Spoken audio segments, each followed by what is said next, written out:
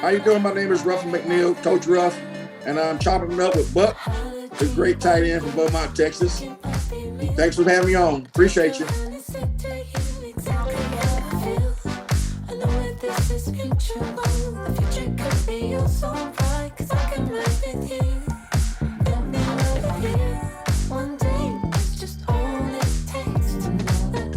All right, welcome to this week's edition of Chopping It Up with Buck. Coach Ruffin McNeill. We've been talking about this for a while.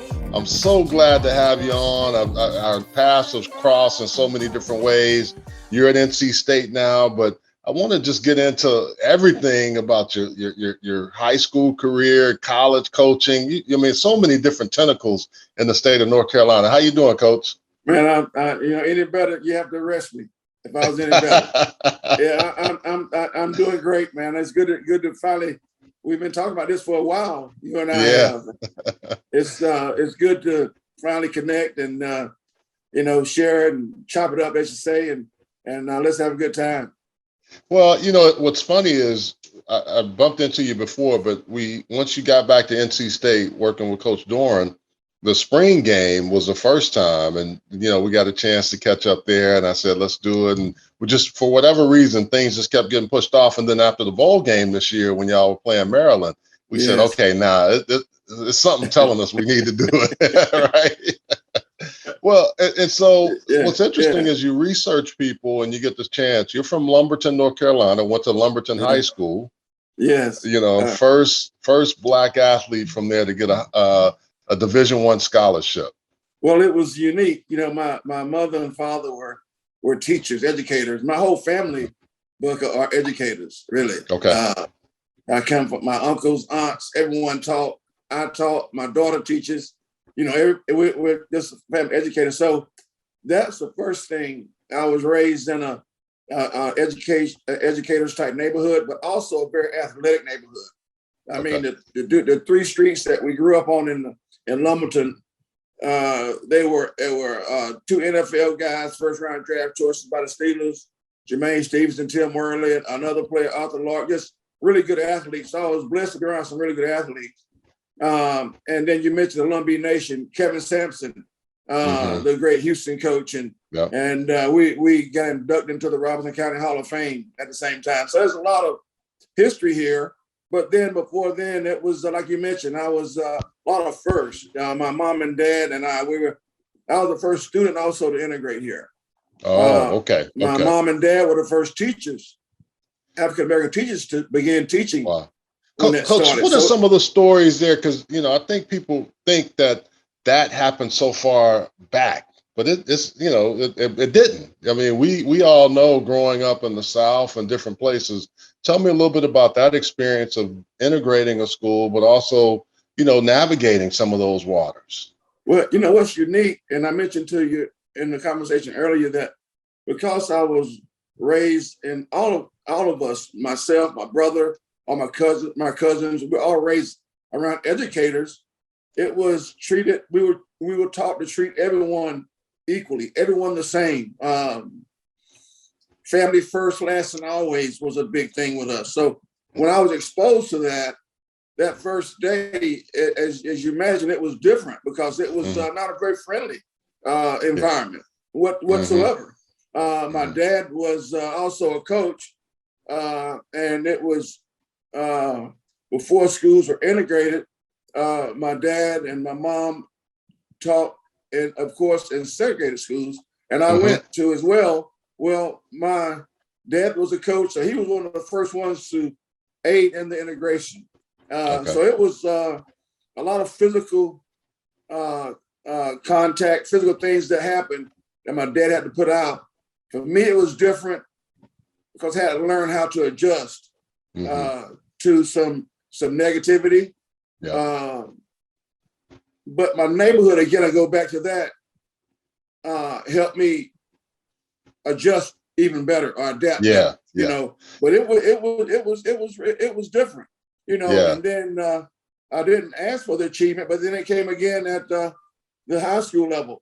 When I was able to get out, I didn't know if I'd have a scholarship or not. Charles, really, I didn't. I was going to play basketball because my dad was a basketball coach. Okay. And then that's where we got a new coach come in, got a chance to show what I could do that way. He said, "Well, look, try football for one more season. This is my last season," and thank God, Coach Dye and a lot of other coaches found me. And anyway, that's how that happened. And but it was touchy, but it was also a learning experience. And those experiences I just mentioned, Charles, they aided me later on in this business that we're in. Yeah, you know, it's interesting. You played college ball at ECU for Pat Dye, and it's just amazing to see some of the other folks that you have been, you know, have you interacted with and played for, coach with. Tell me a little bit about Coach Dye and what you learned from him, because he probably was one of those guys that was influential in helping you get into coaching, right? There's no doubt. My dad, I will give it to him first, and my coaches I had, and Coach Carr's another coach that really was tough on me, like my dad. But Coach Dye was, I think, one of the first ones to lead Bear Bryant's staff at Alabama and take on a head job. I know I felt that at that time, and he took over East Carolina a year before we got there. I went there in '76, but it was outstanding playing with Coach Dye. He was. I learned a lot of my coaching philosophies combined with my dad, the toughness part, the conditioning part, the relationship part, the all those little intangible things I learned from Coach Dye. And but he was great with us. Outstanding mentor, very disciplined, but at the same time, we had a great relationship. And he was always an influence with my coaching career. From that point on, he had coached Danny Ford at That's Alabama. True. And later on, I went to Clemson in '85 after high school coaching. So not only did I play for one of Coach Bryant's coaches, I was able to begin my college coaching career after coaching high school for 5 years under Danny Ford at Clemson. And so by accident, maybe, but by I think by design, by power is more powerful than me, you and I. I agree. Well, and you talk about that, getting back to Lumberton as a high school coach. You coached at Clemson, got a chance there, App State, and then East Carolina, App State again, UNLV, Texas Tech. I kind of want to take you to your part where you were able to coach with Mike Leach. You and I always ask, it's interesting, the stories around Coach Leach and when you coached there at Texas Tech with him. What were those moments like? And to me, it's always hard when I talk to defensive minded coaches, because offensive innovators or geniuses, as we call them, sometimes make it really difficult. But you had some great things to say in the memorial to Mike Leach, but you've always been very outspoken as to how he helped your career. Tell me a little bit about, what that was like as well.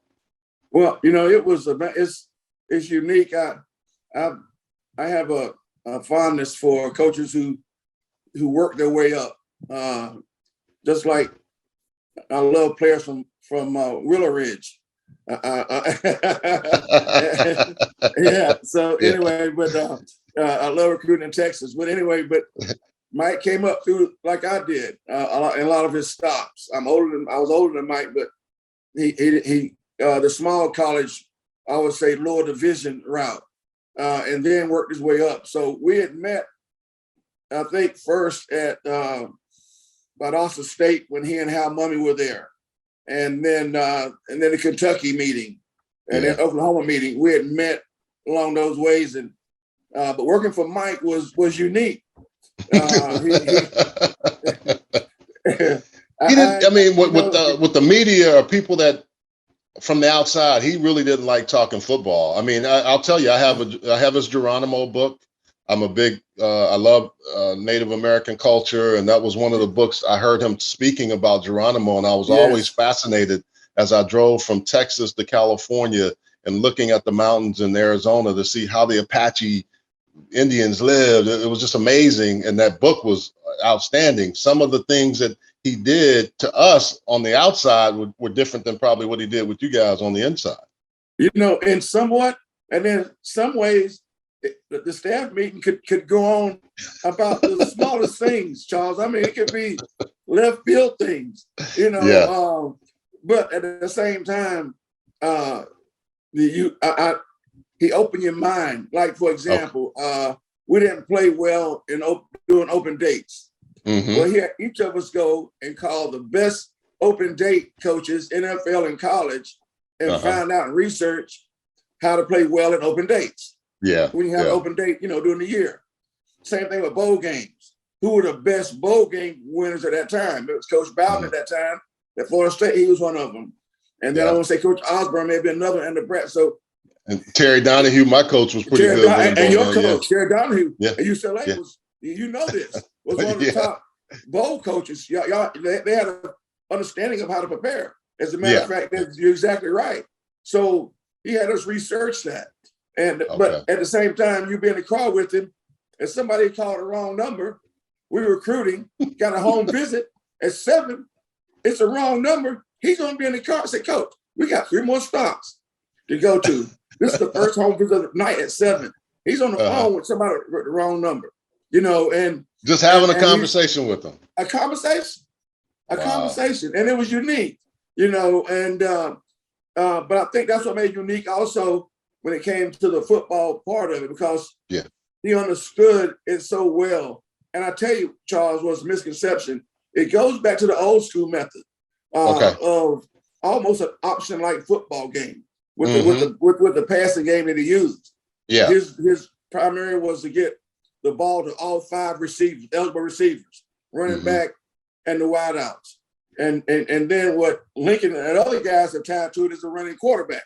So, but Mike didn't like the running quarterback. Let me put that. No, he wanted somebody. That was clear. He wanted a guy that could throw the ball. Yeah, he could throw it. So, but I know as a defensive guy trying to defend it, I learned that first thing I decided, Charles, if I ever became a head coach, I'm gonna run this offense because you can win it with Wes Welker, who was a walk-on, tried to walk on Oklahoma. We offered there late.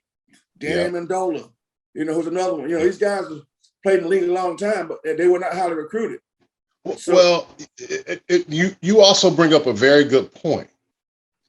Guys like Leach and Lincoln Riley, you coach with Jimmy Johnson and, all of these guys, Dave Dornow, most of them have said, and what I get out of it is, I need high football IQ guys. Exactly. Because I think when we put things on the board, like he always talked about going to grass, like open space, because usually when you run 2 seams, one seam is going to come in and one's going to keep going.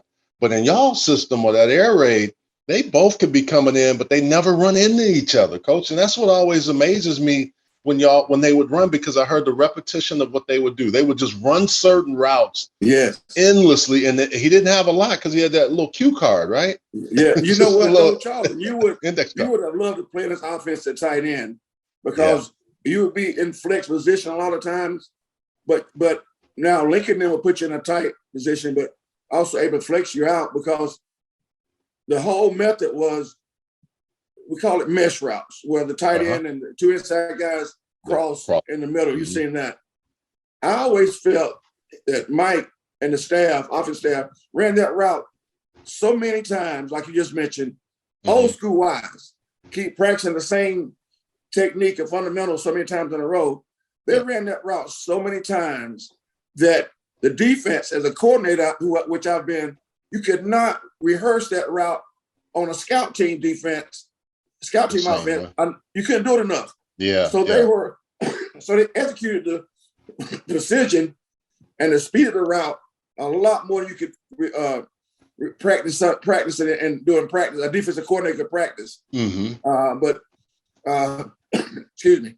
But it's okay. But I enjoyed, the competition and learning from, because another thing you would like was it stretched us vertically, also horizontally, but then he also tied in some run game to help keep that part. So I always felt it was offense that you would enjoy, receivers would enjoy, because it gave you a chance to catch it in open space and make plays, get vertical, and make plays. Yeah, every guy that seems to have played in the air raid system, whether it's more physical, where it's just downhill running game, or if it's that wide open game where Leach did a lot more. It seemed like shovel run sometimes, Yeah, shovel pass, or just different things like yeah, that. Really quick passes to the yeah, flat to get you, because you're saying everything's happening here, they're going there, and they got a guy yeah. outside. Yeah, Well, you know what, Charles? The screens were like out. If you think about it, the yeah, bubble screens and the screens were like outside runs, that's true. where Coach Donahue or Coach Dye would have ran a toss sweep to Mhm. Mike. The bubble screen was a toss sweep. If that Yeah. makes sense, that was a toss sweep to him. Yeah. I know your pops, your dad was a very influential coach to you, and Coach Leach was as well. Just when you heard the news for Coach Leach, what was that like, Coach? I mean, that was difficult for a lot of people in college football. What was it like for you? I didn't believe it. It was hard for Yeah. me to believe because uh, he was I thought not thought, but he was a guy that I saw live life, relax with a relaxation, with a relaxed part of it.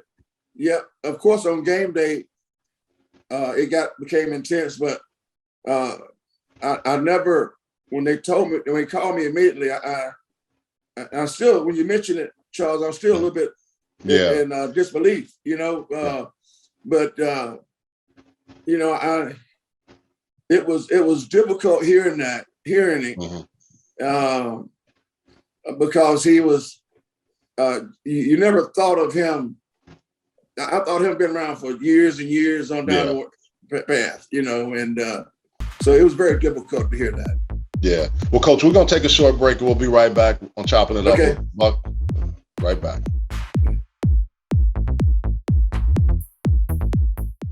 At Heslop Wealth Advisors, our goal is to help small businesses develop quality retirement plans for their employees through our Lunch and Learn seminars. We provide lunch and learning tools to help your company succeed and unmatched customer service.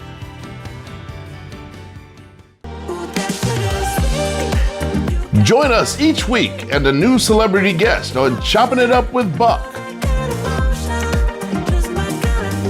Brought to you by Thin Energy, thinenergy.com. All right, we're back with Coach Ruffin McNeill on Chopping It Up with Buck. Coach, you were talking a little bit earlier, and it was interesting about integration. I don't know if you've had a chance to hear some of the news today about the Supreme Court decision to reverse some of the rules on affirmative action. Well, I think one of the biggest things that, again, I go back to my upbringing, was having just a fair chance. Not even a fair chance, just having a chance. Period. Yeah. Having opportunity. Period. And the work world, and the coaching world that we were in.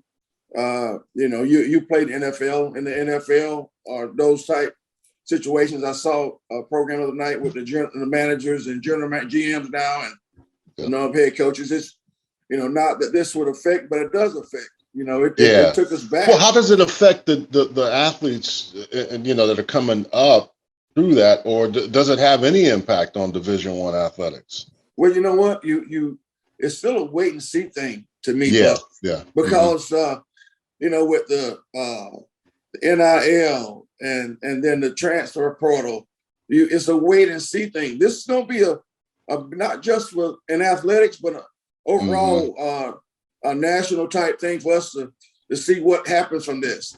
Right. I pray that it does not harm or hurt or set any back. Not that anyone wants an advantage, but a lot of people ask for is just opportunity. Yeah. We always kind of talked about how can we level the playing field, even though you can't go 400 years back. So I agree with you.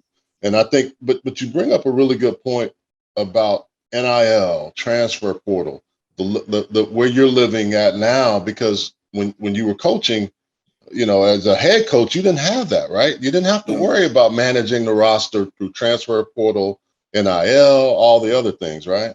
No, exactly. It's new and it's, you have to be able to adapt if you're going to stay in the business. The transfer portal, the managing of the roster, like you mentioned, the NIL and trying to compete, which is going to be hard to compete with some schools and some conferences. So, you still, my old school part of me, Buck, goes to the value of relationships with kids. Yeah. Hopefully that stays intact. The parents, hopefully they see that relationship intact because the money is there for them. And I'm all for the athletes getting money. They make that statement clear right now. Yeah. But at some point in time, it's I hope it goes down to the trust, commitment, and caring part, which a lot of programs base. I know we base our philosophy on here, and I hope that you don't lose that part of it. But the NIL and the transfer portal has been a whole new thing for us. You got to manage it, and you got to know what you're doing and why you're doing it. Okay. Well, one thing I know we have to talk about is your East Carolina days. It was as a player to have a chance to go the school that first recruited you out of high school, and then you go back to able to coach at that school, and then able to be home. I was they call it East 95. I was home, and we were having success and having good kids, and we were the GPA and graduation rate where everything was positive, and man, it was just great to have the enthusiasm of having a chance to lead your alma mater and represent. When I went to a home, if the coach wasn't a student at a university, but wasn't a player and the coach, I had it 3 ways. He could not work me. I'm gonna get you now. Yeah.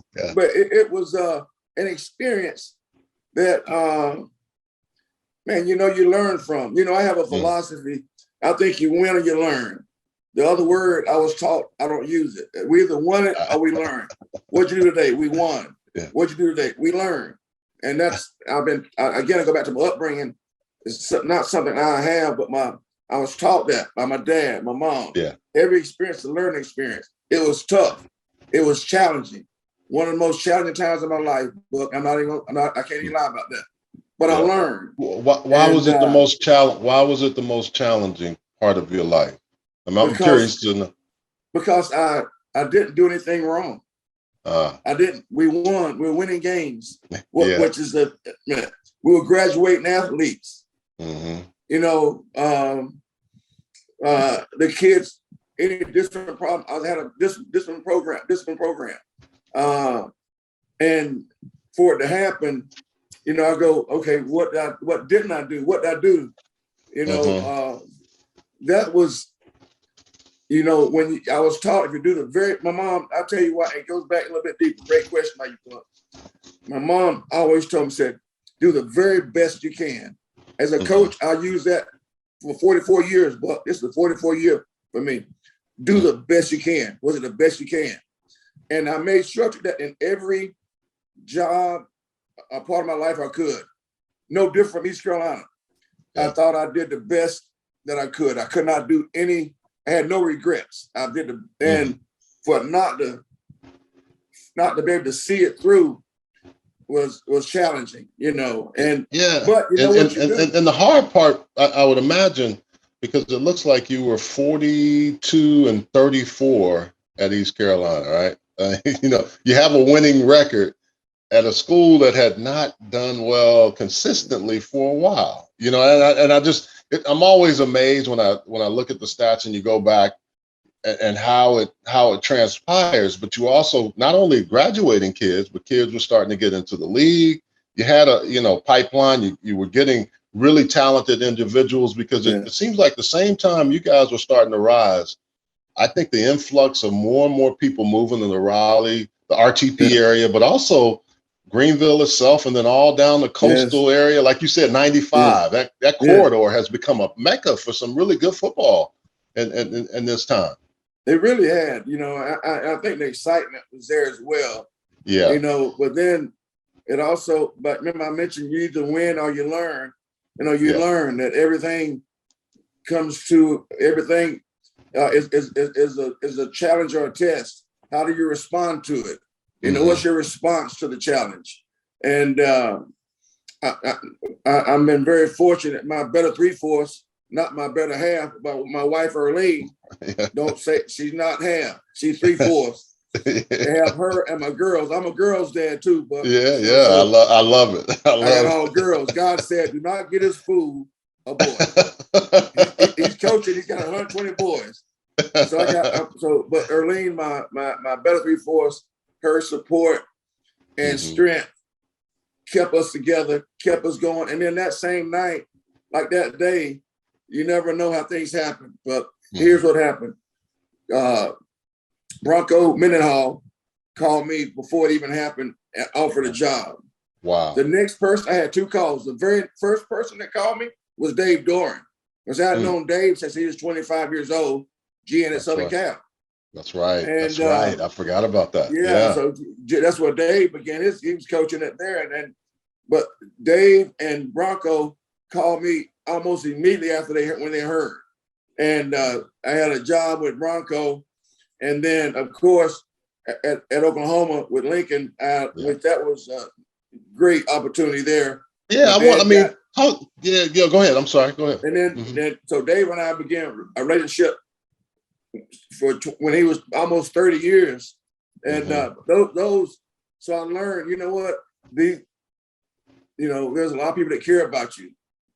I'll tell you one of the best stories. I know but no, take your time. We got my first start ever in college was in 1977.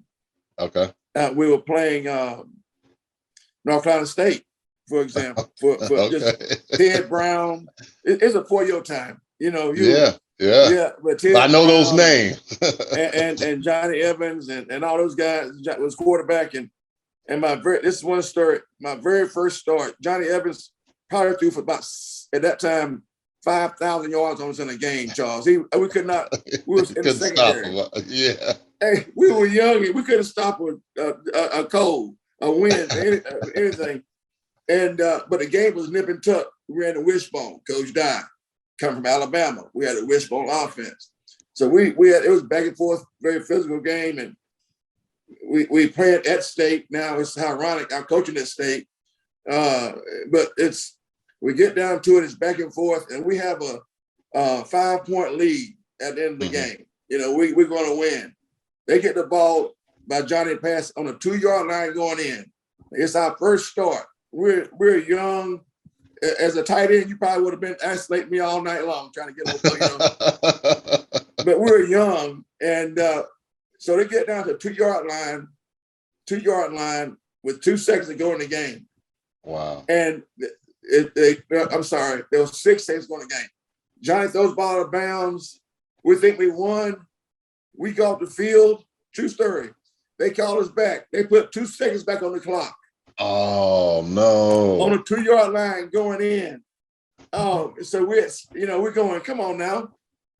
So we knew home cooking was in that. Some home cooking was there. We came back out, and I just remember Coach Dye talked about discipline, doing your job.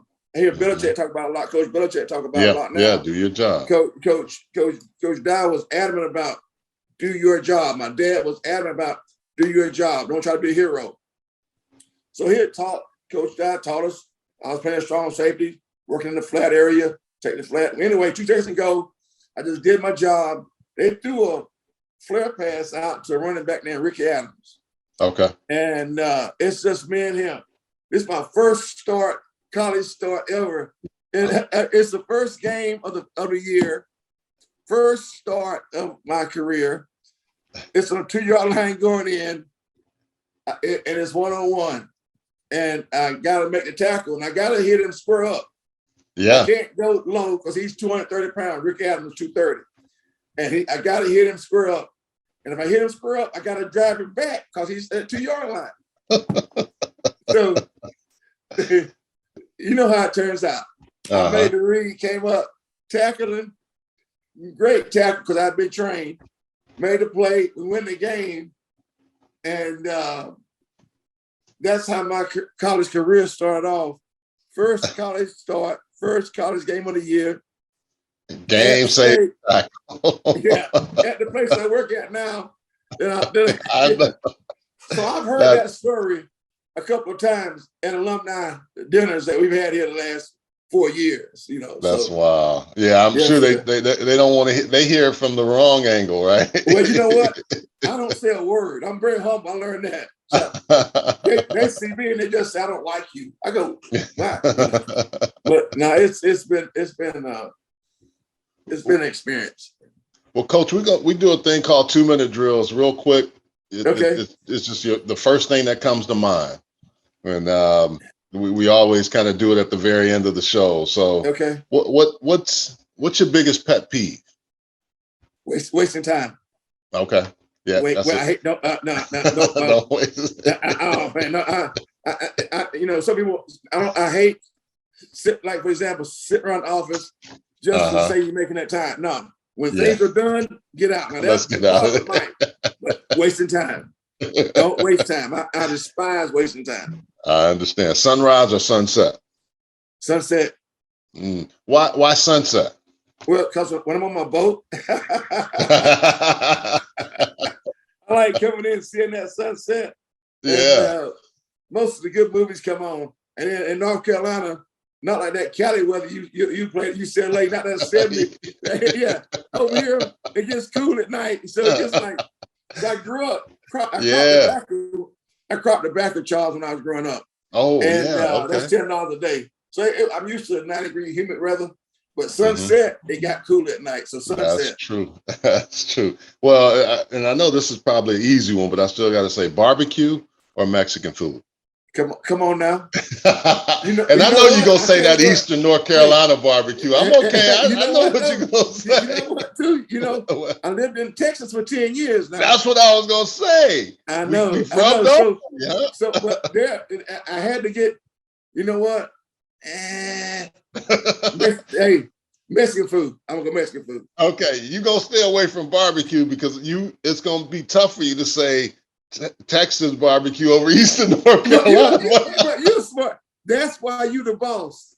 You know right now. Hey, I can't go. I almost said Texas brisket or something, but I didn't have to stop. So yeah, you got me on that. So I'm gonna go Mexican food. Well, you know what? That was a great job because what you did is that was a pick six. You took it back, you scored because I knew you were gonna say barbecue, but you threw me off because I knew you had been in Texas and I knew you had been in North Carolina. I had to watch that a little bit right there. I make the people upset all the time in North Carolina because I tell them I appreciate barbecue, but Texas barbecue is better, and then they get mad at me. So that's okay. You know how the brisket is down there in Beaumont. You know what it's like. Now, you know what? And you said later, did you get tri-tip when you're on the West Coast? Yeah. Or I'll tell you the other thing, not only tri-tip, but Polynesian or Hawaiian barbecue. Oh my God. Yeah. And the way they cook it. And I mean, you talk about family, the Poly, Samoans, guys. Oh man, love them. You said later you had all on your team. Oh yeah. Robert and I, yes, is our offense coordinator here at State now. Yeah, and that's right. We've been friends forever. So he had a big. I'm used to the poly culture and the barbecue. Yeah, so I don't discriminate on barbecue because I've been a lot of places and you have too. And I appreciate it because it's always going to be good. I do too. Well, that's been great, Coach. Appreciate having you on tonight. Thank you always. And we're going to do it again, especially during the season or just check in from time to time. This has been awesome.